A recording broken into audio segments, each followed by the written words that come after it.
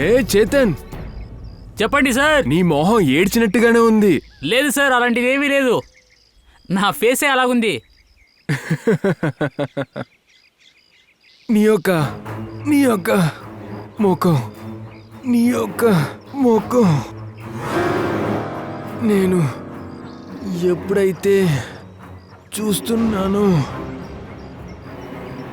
ఎప్పుడు చూసినా బాధగా.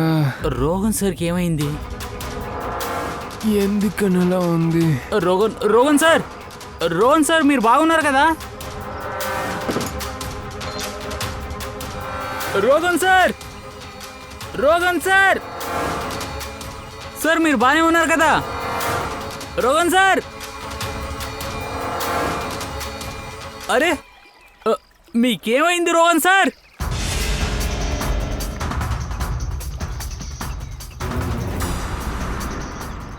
నేను తాడి లాగుతాను.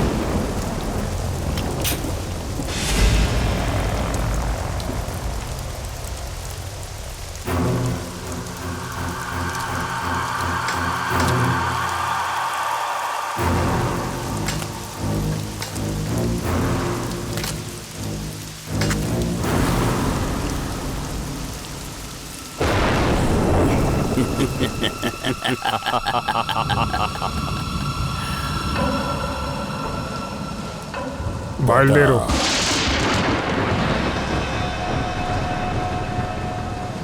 బయలుదేరమని చెప్పాను కదా. రోహన్ ఎక్కడున్నాడు? నువ్వు వాడి గురించి ఆలోచించకు. రోహన్ బతికే ఉన్నాడు. ఇలా చూడు, రోహన్ నన్ను ఇక్కడికి పిలిచాడు. నువ్వు వెళ్ళి అతన్ని తీసుకునిరా. ముందు నువ్వు నాతో రా. ఇలా చూడు, రోహన్ ఎక్కడున్నాడని నువ్వు చెప్పేంత వరకు నేను నీతో రాను. నిన్ను కలవడానికి రోహన్కి అస్సలు ఇష్టం లేదు. ఏంటి నువ్వేం మాట్లాడుతున్నావు? రోహన్ ఒక్కరోజు కూడా అలా అన్నదే లేదు. రోహన్ ప్రతిరోజు ఒక కొత్త గర్ల్ ఫ్రెండ్ ని వాడి కోసం వెతుక్కుంటున్నాడు. తను నీకు యజమాని, కాస్త మర్యాద ఇచ్చి మాట్లాడు. ఆ మర్యాదని తీసుకొని చెత్తలో పడాయి. రోహన్ గాడి నాన్న రాయ్ బహదూర్ సార్ నిన్ను కలవాలి అనుకుంటున్నారు. ఏంటి? రాయ్ బహదూర్ సార్ నన్ను కలవాలన్నారా?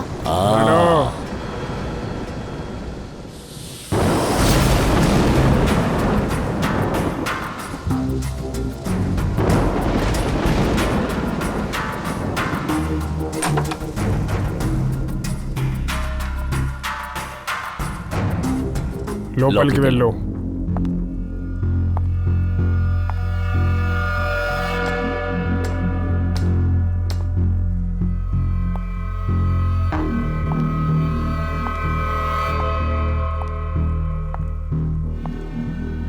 ఇక్కడే ఆగు. రాయ్ సార్ ఇప్పుడు వచ్చేస్తారు.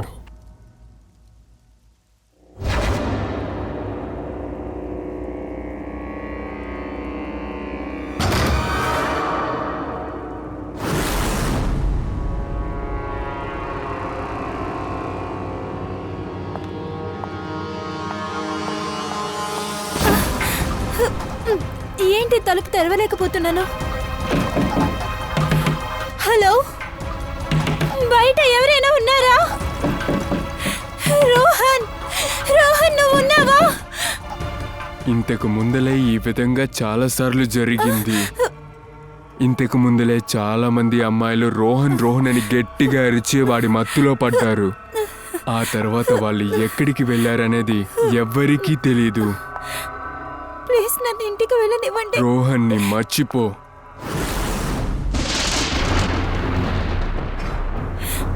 ఎవరెక్కడ? ఎవరెక్కడ? నేను రోహన్ని మర్చిపోలేను. నేను మనస్ఫూర్తిగా ప్రేమిస్తున్నాను. మాకు పెళ్లి జరగబోతుంది. పెళ్ళ? అది కూడా ఈ రోహన్తోనా?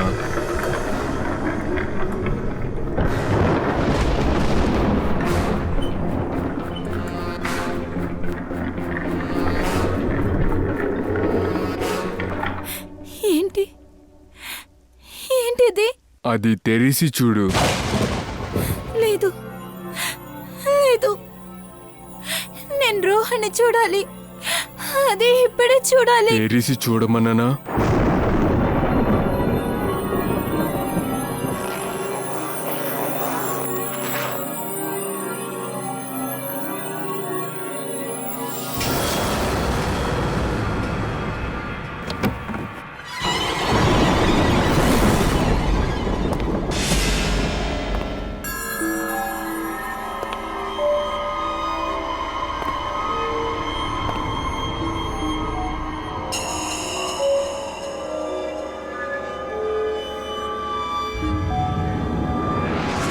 మీరు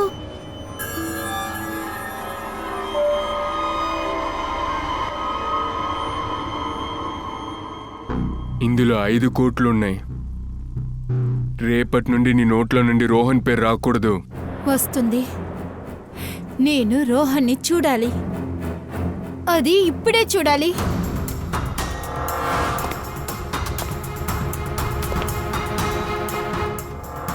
నీ కాళ్ళని విరక్కొడతాను. ఆ తర్వాత నువ్వు నడవలేవు కూడా. ఆ తర్వాత నువ్వు వాణ్ణి ఎలా కలుస్తావు? మీరు నా కాళ్ళు ఎరగొడతారా? కాళ్ళని, చేతుల్ని కూడా.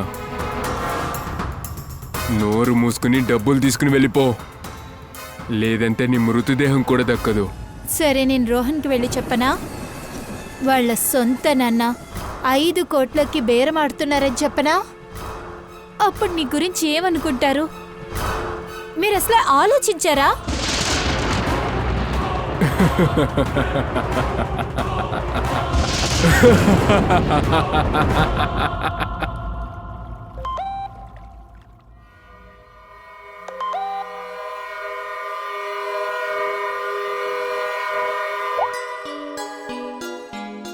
రోహన్, మీ నాన్న నాకు డబ్బులు ఇచ్చేశారు.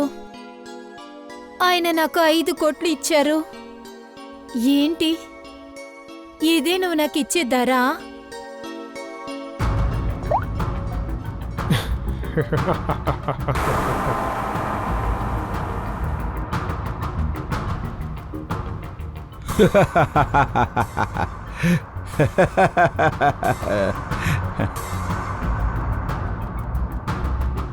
నిషిక గురించి డాడీకి నువ్వే చెప్పావు కదా?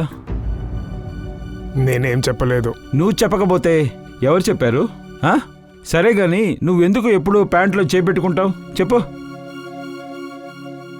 నువ్వు చెప్పకపోతే మిషికా గురించి మిగతా గర్ల్ ఫ్రెండ్స్ గురించి ఆయనకెలా తెలుసు? అతను రాయ్ బహాదూర్. అతని కళ్ళు 4 వైపు ఉంటుంది. ఆయన రా బహదూర్ కాదు. నువ్వే పనిచేస్తున్నావు. నువ్వే ఎప్పుడు నన్ను ఫాలో చేస్తున్నావు. నువ్వే గూఢాచారం చేస్తున్నావు. ఇంకో విషయం గుర్తుపెట్టుకో, నువ్వు ఇక్కడున్నావంటే అది నా వల్లే నువ్వు ఈ బంగ్లాలో జీవిస్తున్నావు. నీ చెవులో చెత్త వెళ్ళిందంటే షాప్కి పోయి బట్స్ తీసుకొని నీ చెవుని క్లియర్ చేసుకో. రాజకుమారుడిలా తిరుగుతున్నావుగా. ఈ డబ్బుల్లో నాకు ఈక్వల్ రైట్స్ ఉన్నాయి. తాతగారి ఆస్తిలో నాకు హక్కు ఉంది. నువ్వు మీ నాన్న ఇద్దరు కలిపి నన్ను మోసం చేసి ఇక్కడ మేనేజర్గా పెట్టుకున్నారు. లోకంలో ఉన్న బిచ్చగాళ్ళందరూ ఇదే మాట చెప్తూ ఉంటారు. వెండి పళ్ళలో తింటారట. అవును, నేను చీలిక ప్లేట్లోనే తింటానురా. నువ్వు మీ నాన్న రాయ్ బహదూర్ కలిసే ఎంత పెద్ద మోసం చేసి అన్ని డాక్యుమెంట్స్ని పోగొట్టేశారు. ఇలా చూడు, నేను ఒకటి చెప్పనా, ఈ విషయాన్ని నువ్వు ప్లీజ్ దానియాకి మాత్రం చెప్పొద్దు. ఎందుకంటే నేను తను పెళ్లి చేసుకుంటున్నాను.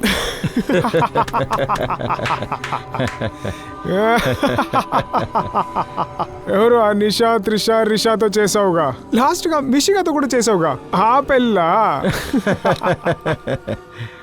నాకు ఒక విషయం చెప్పు, నువ్వు దానియా దగ్గర మిషిగా గురించి చెప్పలేదు కదా? చెప్పేశా.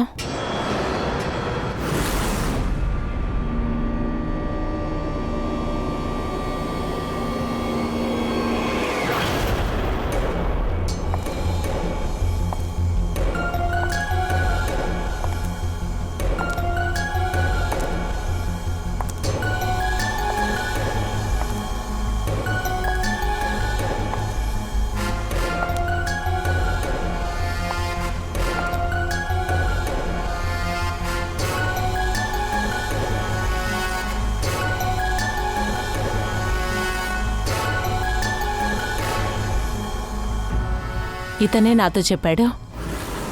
నీ గురించి ఆ నిషికా గురించి సంజీవే చెప్పాడు. నాకు ముందే తెలుసు. వీడిని నేను విన్నాను కానీ 5 కోట్ల రూపాయలు తీసుకువెళ్ళిందట. Full cash. రాయ్ బహదూర్ 5 కోట్లు ఇచ్చారు. అందుకే చెప్తున్నాను, అర్థం చేసుకో.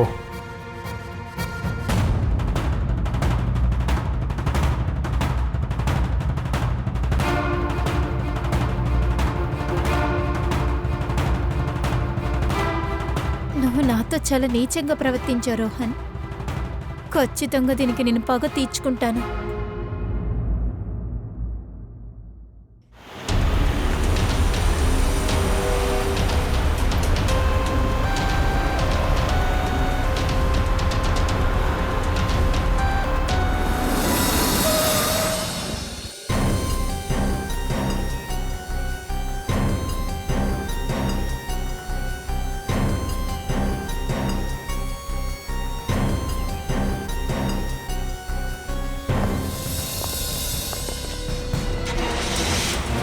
రెడీ, కాస్త ఫాస్ట్గా వెళ్ళు.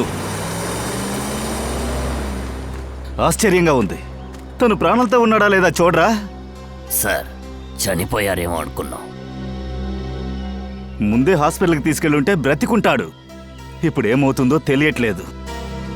పూర్వి, ఈ కాఫీ మొత్తాన్ని ఫోరెన్సిక్ ల్యాబ్కు పంపించు. రాయ్ బహదూర్ సార్, నాకు ఒక విషయం చెప్పండి. ఇటువైపు నుంచి ఎవరైనా వెళ్ళడం మీరు చూసారా? అలా లేదంటే మరి అదేమిటి? ఎవరు వాళ్ళని కాల్చుంటారు? మీకు ఏదైనా ఐడియా ఉందా? సార్, నేను కిచెన్లో వంట చేస్తూ ఉన్నాను. సరే, బుల్లెట్ సౌండ్ వచ్చేటప్పుడు నేను ఆఫీస్లో ఉన్నాను. రాయ్ బహదూర్ గారు, మీరు? నేను ఇక్కడే ఇంట్లో ఉన్నాను. నీ ఆఫీస్ ఎక్కడుంది? అవును సార్, మా ఆఫీస్ రాయ్ సార్ ఆయన ఇంటి పక్కనే ఉంది. ఓ అలాగా, అయితే నువ్వు వెంటనే వచ్చేసావా? అవును సార్, బుల్లెట్ సౌండ్ వినిన వెంటనే వచ్చేసాను సార్. వచ్చి చూస్తే రాయ్ సార్ కూడా ఉన్నారు, ఇంకా పెద్దనాన్న కూడా ఉన్నారు. అభిజిత్, రాయ్ బహదూర్ గారు ఆ పెద్దాయన కూడా ఇక్కడే ఉన్నారు. మంచిదే, కానీ ఎక్కడి నుంచి కాల్చారో అర్థం కావడం లేదే. రోహన్ వాళ్ళ నాన్నను బ్లాక్మెయిల్ చేశావు. 5 కోట్ల రూపాయలు కూడా తీసుకున్నావు. ఎక్స్క్యూజ్ మీ సార్, నేను ఆయన మొహం చూడ్డానికి కూడా ఇష్టంగా లేను. నేను అక్కడ రోహన్ చూడ్డానికి వెళ్ళాను. సరే, 5 కోట్ల రూపాయలు దొరుకుతాయంటే మోహన్ చూడడానికి కష్టమేంటి? సార్, మీట్ అవ్వాలని ఆయన ఖచ్చితంగా చెప్పారు. సార్, నేను సొంతంగా ఎన్జిఓ నడుపుతున్నాను అండ్ అగ్రికల్చర్లో రీసెర్చ్ కూడా చేస్తున్నాను. నిన్నెక్కడున్నారు? సతారా నుంచి ఈరోజు ఉదయాన్నే వచ్చాను. మీకు కావాలంటే నా ఫోన్ కూడా చెక్ చేసుకోండి. దాన్ని మేము ఖచ్చితంగా చేస్తాం. ఎవరెవరికి కాల్ చేశారు, ఎవరెవరి దగ్గర నుంచి మీకు ఫోన్ కాల్స్ వచ్చాయి, అన్నీ చూస్తాం. ఓకే, తీసుకోండి. బాగా చూడండి. నాది చూడండి, రాయ్ బహదూర్ సర్ది చూడండి. రాయ్ బహదూరా? ఆయనదెందుకు? 10 రోజులు. 10 రోజుల్లో అతను బిచ్చగాడ అవుతాడు. ఆయన మీద నీ మనసులో ఇంత ద్వేషం ఉందా? సార్, రోహన్ వాళ్ళ అమ్మ చనిపోయిన ముందు ఒక లెటర్ రాశారు. అది అందరికీ తెలుసు. ఆ లెటర్ ఎప్పుడు ఓపెన్ చేస్తారో అక్కడున్న డబ్బులు, ఆస్తి మొత్తం రోహన్కే వస్తుంది. ఇంకా రాయ్ బహదూర్ ఊర్నే మోసం చేస్తున్నారు. సరే, ఈ ఆస్తులన్నీ కూడా రాయ్ బహదూర్ గారికే చెందుతాయి? సార్, సొంత నాన్న కాదు, ఆయన స్టెప్ ఫాదర్. అవును, నేను స్టెప్ ఫాదర్నే. ఒక స్టెప్ ఫాదరే వాళ్ళ కొడుకులకి ఎలాంటి ఏమీ చేయరని ఊరే మాట్లాడుతుంది. ఎప్పుడు స్టెప్ ఫాదర్ని వేరే ఒక చూపులతోనే చూస్తారు. అలా అయితే మీకు రోహన్కి ఏదో ఒక విషయంలో గొడవలు జరుగుతూనే ఉంటాయి కదా? గొడవ జరిగిందే. డైలీ ఒక కొత్త గర్ల్ ఫ్రెండ్తో ఊరు తిరుగుతాడు. నేనెంతో చెప్పి వాడికి నచ్చి చెప్పా. ఏది లేకపోయినా కానీ నా గౌరవం గురించి ఆలోచించమన్నాను, కానీ వాడు వినిపించుకోలా. మీరొచ్చి మిషికాకి 5 కోట్ల రూపాయలు ఇచ్చారు కదా? 5 కోట్లు ఇచ్చి అమ్మాయి లెక్క ముగించా. ఎవరికేం తెలుసు, రేపు 100 కోట్లు కూడా అడగచ్చు. కానీ ఈ పిచ్చ నా కొడుకు ఈ చిన్న విషయాన్ని కూడా అర్థం చేసుకోవాలా. ఉండనివ్వండి, కానీ ఇప్పుడు అతను లోకంలో లేడుగా. సరే, మీ దగ్గర గన్నుందా? ఉంది. చూపించండి. ఎందుకు? యూస్ చేశారా లేదా చూడాలి. మీరు చెప్పొచ్చు. అవునదే, సరిగ్గా అర్థం చేసుకున్నారు. ఎందుకు చెప్తున్నానంటే ఒకవేళ మీరే రోహన్ని. నేనా? వాడు నా యొక్క కొడుకు. నేను స్టెప్ ఫాదర్ కొంటే అయితే ఏంటి? నాకు వాడంటే చాలా ఇష్టం. కానీ నా ఒక్కనొక్క కొడుకుని నేనే చంపానని మీరంటున్నారు. చూడండి, మేము ఆ ఉద్దేశంతో ఏమీ చెప్పలేదు. ఆ గన్ను ఇవ్వండి. గన్ను చూపించమంటున్నారంటే అంటే నేనే వాణ్ణి. అవును, అదే అర్థం. కమాన్, గన్ను ఎక్కడుంది? ఇవ్వండి.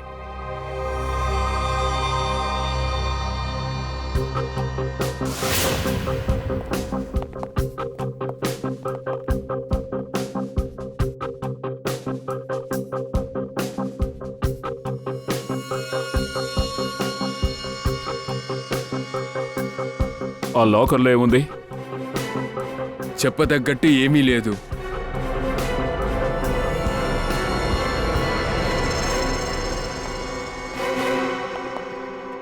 అభిజిత్, ఈ గన్తోనే షూట్ చేశారు. ఆ? ఈ గన్నును ముట్టుకుని చాలా సంవత్సరాలు అవుతుంది. మరి గన్తో షూట్ చేసింది ఎవరో? గన్ అండర్ కవర్లో ఉన్నప్పుడు ఎలా కాల్చగలను? కాల్చారు. ఇందులో నుంచి గన్ పౌడర్ స్మెల్ వస్తోంది. ఇప్పుడు రీసెంట్గానే దీన్ని యూజ్ చేశారు. ఏం మాట్లాడుతున్నారు? హ, ఏం మాట్లాడుతున్నారు? కబోర్డ్లో ఉండి తానంతా తాను ఆపరేట్ అవుతా? అవ్వదు. అది ఊరికే అలా ఆపరేట్ అవ్వదు. మీరే యూజ్ చేశారు. యూజ్ చేసి గన్ను తీసి లోపల పెట్టారు. స్విమ్మింగ్ పూల్ దగ్గర మేము కూడా ఎన్నోసార్లు అడిగాం, బుల్లెట్ ఎటువైపు నుంచి వచ్చింది అని. మేము అడిగినప్పుడు నోటికి ఏమైనా ప్లాస్టర్ వేసుకున్నారా? అబ్బాయిని కూడా కొట్టారు. నేనా? నేను చంపానా? ఏ? అరే, మళ్ళీ మళ్ళీ ఆ ప్రశ్న అడక్కు. నేనెందుకు అని. ఎందుకంటే 10 రోజుల తర్వాత కోర్టులో ఆ లెటర్ ఓపెన్ కాబోతోంది. నీ డబ్బు మొత్తం నీ నుంచి పోతుంది. ఇప్పుడు రాజైతే రేపు భిక్షగాడవుతాడు. అందుకనే కదా, అందుకేరా కాల్చావు.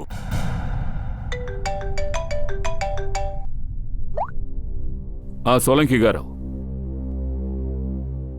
Okay sir, okay. Rai Bahadur గారిని కూడా తీసుకొస్తాం. ఓకే. రాయ్ బహదూర్ గారు,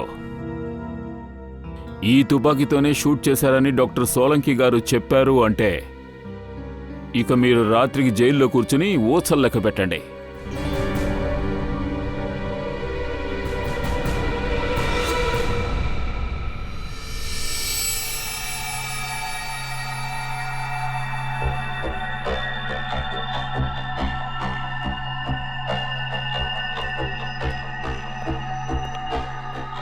బాస్, ఆ, ఇవాళ నేను అడిగే ప్రశ్నలకి కరెక్ట్గా సమాధానం చెప్పండి. అరే విషయం ఏంటో చెప్పయ్యా. ఎప్పుడైతే మీరు చూశారో శవం కింద పడుందా? శవం నిలబడ్డం ఏమిటి? అవును, ఒక సినిమాలో శవం నుంచున్నట్టు చూపించారు. బాస్, రోహన్ వీడే కూర్చున్నాడా లేకపోతే కూర్చోబెట్టారా? సలోంకి నీ ప్రశ్నకి చేతన్ మాత్రమే జవాబు చెప్పగలడు. ఇప్పుడు వాడు హాస్పిటల్లో ఉన్నాడు. అదేంటంటే ఇక్కడ నించిన వాళ్ళకి తెలుసు. రోహన్ కాఫీ తాగేటప్పుడు ఏం జరిగిందో తెలుసు.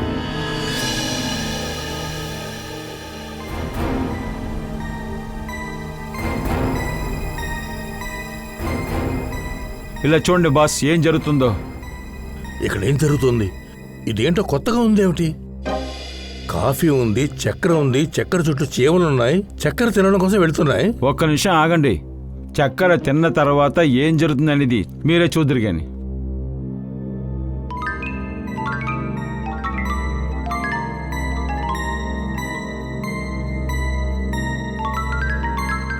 చూసారా బాస్, కాఫీ లోపల ఏదో కలిపారు. అది తాగిన తర్వాత రోహన్ పడిపోయాడు. కాఫీ తాగాకే రోహన్ వాలిపోయాడు. అంటే ఎవరు తనను కాల్చారో తనకే తెలియదన్నమాట. బుల్లెట్ విచిత్రమైనది. 5 ఇంచుల పొడవైన బుల్లెట్ అది. ఏంటి 5 ఇంచులా? అదేం బుల్లెట్ డాక్టర్? ఎప్పుడూ నేను ఇటువంటి బుల్లెట్ గురించి వినలేదే. ఆ బుల్లెట్లుగా చూపించు, తీసుకురా. అది లేదు కదా. రంధ్రం పడింది కానీ బుల్లెట్ కనిపించలేదు. ఎగ్జిట్ wound ఉందా? లేదు, ఎగ్జిట్ wound లేదు. మరి గుండె ఎక్కడికి వెళ్ళినట్టు? తెలియలేదు సార్, బుల్లెట్ నా గన్ నుండి వెళ్ళేదుగా. లేదు. ఏసీపీ సార్, నేనప్పుడే చెప్పానుగా, వాడు నా సొంత కొడుకు కాకపోయినా వాడు నాకంటే చాలా ఇష్టం. నాకు తెలిసి చేతనే చంపేసుంటాడు. కానీ ఆయన కూడా బుల్లెట్ తగిలిందిగా. తగులుండొచ్చు సార్, కానీ వాడే కాల్చుంటాడు. మాకు వ్యతిరేకంగా మనసులో ఒక ద్వేషాన్ని పెంచుకునున్నాడు. ఎందువల్ల? రోహన్ బాగా తాగేసి బండి నడిపి వాడు స్పాట్లోనే 3 చంపేశాడు.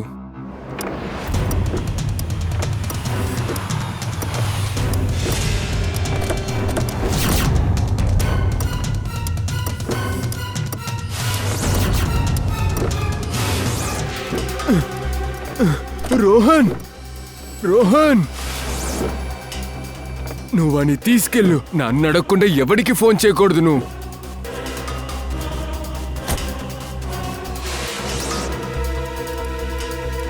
చేతన్ సార్,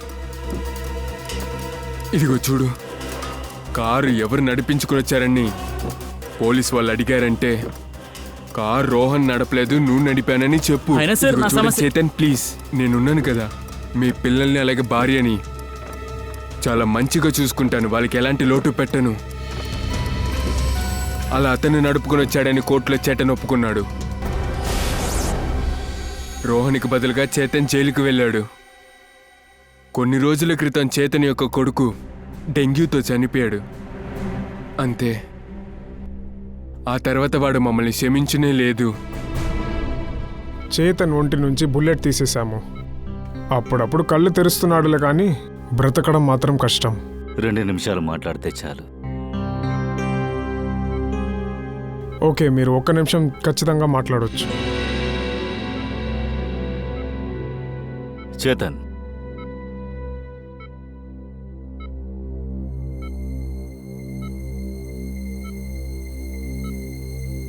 చేతన్, రోహన్ని చంపిందెవరు? నాకు తెలియదు సార్. నువ్వు వాణ్ణి చంపావా? ಇಲ್ಲ సార్. మరి కాఫీ అతని చేతి నుంచి కింద పడ్డది. కాఫీనా? తర్వాత ఓ సౌండ్ వినిపించింది. ఏంటో షక్ అనే సౌండ్. రోహన్ సార్, నేను తాడి తాగుతాను.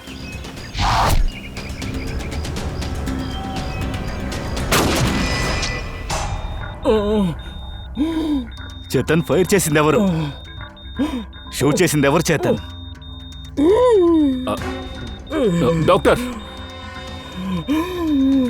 చేతన్,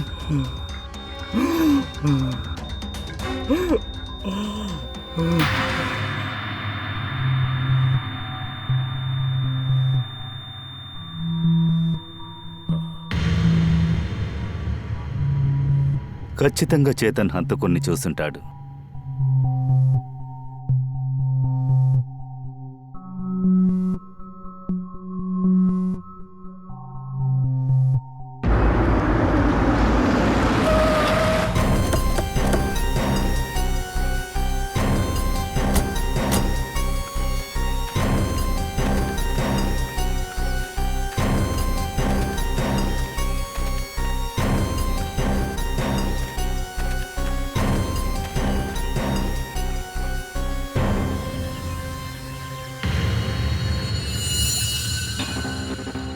సారీ రోహన్, బుల్లెట్ తగిలిన తర్వాత ఇక్కడే వాలిపోయాడు. గుండు తగిలిన వెంటనే శరీరంలో ఉండే రక్తం అంతా బయటికి తన్నుకుని వచ్చేసి ఉండాలి. నాకు తెలిసి పైనుంచే షూట్ చేసి ఉండాలి.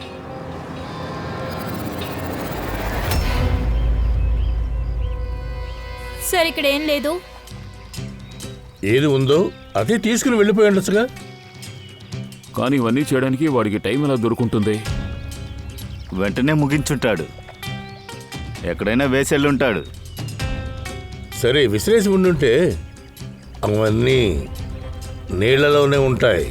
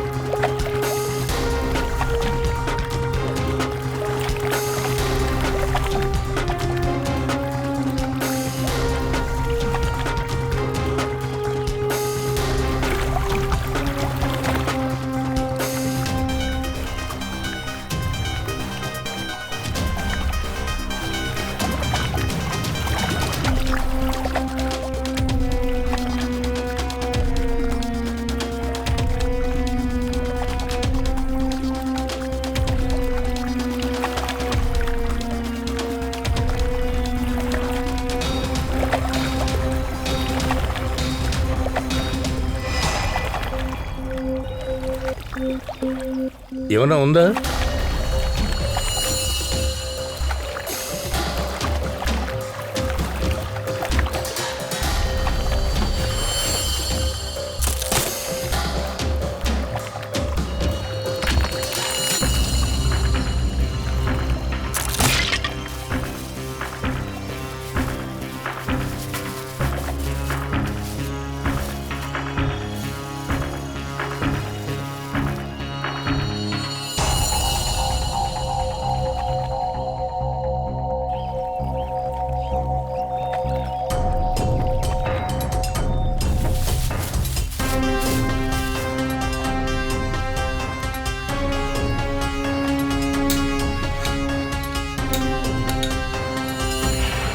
సార్, రిమోట్ ఇక్కడే ఉంది. ఇదే ఆ 5-inch బుల్లెట్. ఓ, అంటే ఈ 5 అంగుళాల బుల్లెట్ దీని లోపల ఈ విధంగా ఫిట్ అయి ఉందన్నమాట. ఆ తర్వాత రిమోట్ సహాయంతో ఫైర్ చేశారన్నమాట. గుండు పైనుంచి తిన్నగా రోహన్ గుండెను తాకింది. అభిజిత్, అక్కడ 3 మనుషులు ఉన్నారు. అంటే ఆ 3 కూడా పక్క పక్కనే ఉండుండాలి. సంజీవ్, పెద్దాయన అండ్ రాయ్ బహదూర్, మీ 3లో ఎవరో ఒకరే షూట్ చేశారు. 3లో ఎవరో ఒకరు షూట్ చేసి వాళ్ళ నోరు మూసేసుకున్నారు. కానీ చేతన్ ఈ 3లో ఎవరో ఒకరిని చూశాడు. ఆ 5 అంగుళాల బుల్లెట్ ని ఆపరేట్ చేసేటప్పుడు చూశాడు. సార్, ఇందులో నన్ను ఇరికించకండి. ఆ సమయంలో నేను ఆఫీస్లో ఉన్నాను. సార్ నేను కిచెన్లో ఉన్నాను. మీరు కిచెన్లో ఉన్నది ఎవరికి తెలుసు? అదేంటి, ఇంట్లో ఎవరైనా ఉంటేనే కదా చూస్తారు. అదే కదా పెద్ద అయిన విషయం. అదే కదా. బుల్లెట్ సౌండ్ వినగానే కిచెన్ నుంచి పరిగెత్తుకుంటూ వచ్చాను. సరిగ్గా అప్పుడే రాయ్ బహదూర్ గారు బయట నుంచి ఇంట్లోకి వచ్చారు. ఏంటి, రాయ్ బహదూర్ లోపలికొచ్చారా? అవును సార్, బుల్లెట్ సౌండ్ వినగానే ఆయన లోపలికి వచ్చారు. ఆయన్ని నేను గమనించాను. పాకెట్లో ఏదో దాచారు. అది గన్ అయ్యే అవకాశం ఉంది.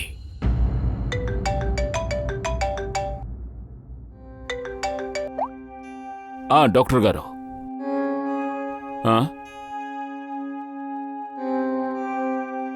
చేతన్ని షూట్ చేసిన బుల్లెట్ రాయ్ బహదూర్ గారి గన్లోంచి వచ్చిందా? మీరు చెప్పండి. రాయ్ బహదూర్ గన్నులో 3 వ్యక్తుల ఫింగర్ ప్రింట్స్ ఉన్నాయి. ఒకటి రాయ్ బహదూర్ ఫింగర్ ప్రింట్ ఉంది. ఆహా, ఇంకోటి? తర్వాత రెండో ఫింగర్ ప్రింట్ ఎవరనేది మాత్రం తెలియలేదు. ఇంట్లో ఇంకా ఇద్దరున్నారు కదా, వాళ్ళ ఫింగర్ ప్రింట్స్ కూడా ఉండొచ్చు కదా. Okay sir, thank you. Sir, ఆ, రాయ్ బహదూర్ గారి గన్ మీద 3 ఫింగర్ ప్రింట్స్ ఉన్నాయట. ఒకటి రాయ్ బహదూర్ గారివి, ఇక మిగిలినవి 2 ఎవరివో తెలియడం లేదు. అయితే ఆ మిగిలిన ఇద్దరు కూడా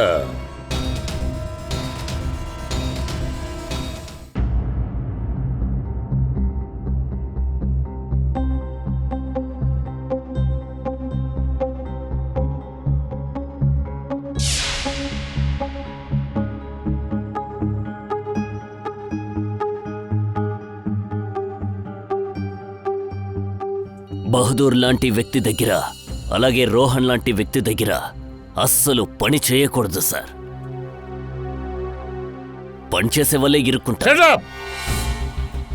పనివాడి దొరికిపోతాడా? యజమాని కొడుకు హత్య చేయబడ్డాడు. అది మీ ఇంటి ఎదురుగా జరిగింది. అర్థమైందా? సరే సార్, తండ్రి కొడుకులు గొడవ పడుతున్నారు, మధ్యలో నిర్ణయం చేయమంటారు. ఏ గన్ అయితే యూజ్ చేశారో ఆ గన్లో నుంచి ఫింగర్ ప్రింట్స్ కూడా దొరికాయి. అప్పుడు అది మీదే కదా అయి ఉండాలి. సార్, ఒకటేమో రాయ్ బహదూర్ సార్ది. మాదెందుకు తీసుకుంటున్నారు? వాళ్ళది చెక్ చేయండి. సార్, సలంకి సార్, ఒక్క నిమిషం రండి.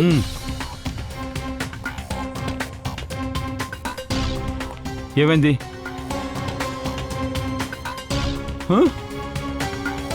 బాస్,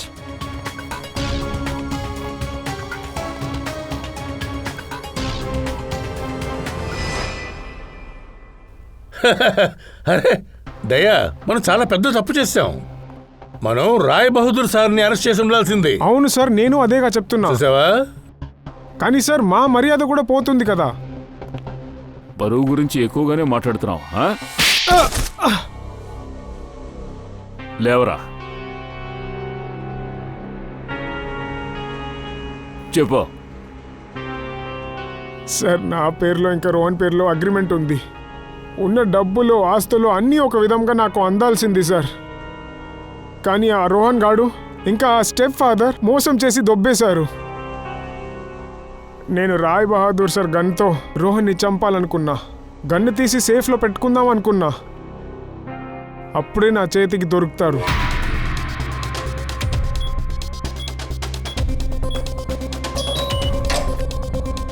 కానీ ఇంకెవరో ఆ సేఫ్ నుంచి గన్ తీసి ఆయన్ని కాల్చారు. గన్ శబ్దం వచ్చినప్పుడు నేను ఆఫీస్లో పని చేసుకుంటున్నాను. నేను అక్కడికి వెళ్ళి చూసినప్పుడు రాయ్ బహదూర్ ఇంకా పెద్ద నాన్న అక్కడ నిలబడి ఉన్నారు. కానీ మీ ఇంట్లో ఎవరూ రాలేదుగా. లేరు సార్. తర్వాత? సార్, అది నా గర్ల్ ఫ్రెండ్ వస్తుంది. ఎవరు ఫ్రెండ్? తన పేరు నిషిక. మిషికా? ఈ సంజీవ్ పోకిరిగాడు. వీడే నా వెనకాల పడ్డాడు. కానీ వీడికి తెలీదు నాకు ఆల్రెడీ 4 బాయ్ ఫ్రెండ్స్ ఉన్నారు. అందుకని ఇంటికి పిలిచాడు. తను టీ తీసుకురావడానికి వెళ్ళినప్పుడు నేను ఎదురుగా ఒక గన్నుని చూశాను. వెంటనే ఆలోచించాను, ఆ గన్నుతో రోహన్ని చంపేయాలని. ఇంకా గన్నుని అక్కడే పెట్టేయాలనుకున్నాను. సో ఆ రోజు నువ్వు ఆ గన్నుని వాడి ఇంట్లోంచి దొంగిలించావు కదా? అవును. నేను రోహన్ని చంపడానికి వెళ్లే ముందు అక్కడ చేతనున్నాడు. రోహన్ అక్కడ పడుకున్నాడు. అప్పుడు కూడా రోహన్ చంపడానికి ప్రయత్నించాను, కానీ బుల్లెట్ రోహన్ మీద కాదు చేతన్ మీద పడింది.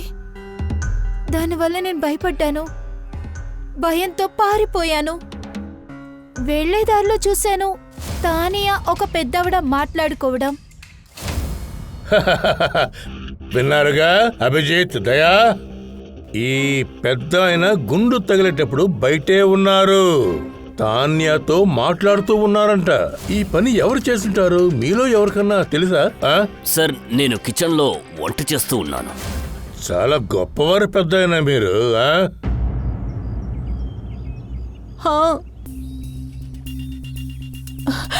రోహాన్ని చంపాలనే విషయాన్ని నేనే నిర్ణయించాను. ఆ మిషన్ ఏ లోపల ఇంజిన్ బుల్లెట్ నిల్చుంటుందో అది నేనే తయారు చేసి తీసుకొచ్చాను. అంతే, రోహన్ నన్ను కూడా మోసం చేస్తాడన్న విషయం నాకు తెలిసిపోయింది. అందుకే ఆ రోజు నేను నిర్ణయించుకున్నాను. నాకొచ్చిన ఈ పరిస్థితిని వేరే అమ్మాయికి రాకూడదని ఈ నిర్ణయం తీసుకున్నాను. తను చేసిన మోసం ఉంది. ఆ మెషిన్ ని ఫిట్ చేసింది ఎవరు? పెద్దవాళ్ళే.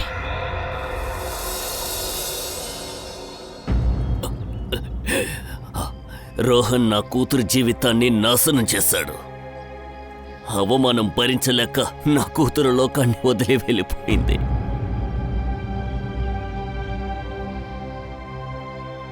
ఆ రోజు కాఫీ తాగి వాడు పడిపోయాడు. నేను రిమోట్ తీసుకుని వాడిని కాల్చి చంపేశా. ఆ దొంగ వెధవ అక్కడే చచ్చిపోయాడు. అంతే, మీరక్కడికి రాకముందే నేను బుల్లెట్ని కన్నుని దాచేశాను సార్. పెద్ద అయినా మీ అమ్మాయికి చాలా గొప్ప అన్యాయం జరిగింది. చాలా పెద్ద అన్యాయం. మేము చాలా బాధపడుతున్నాం.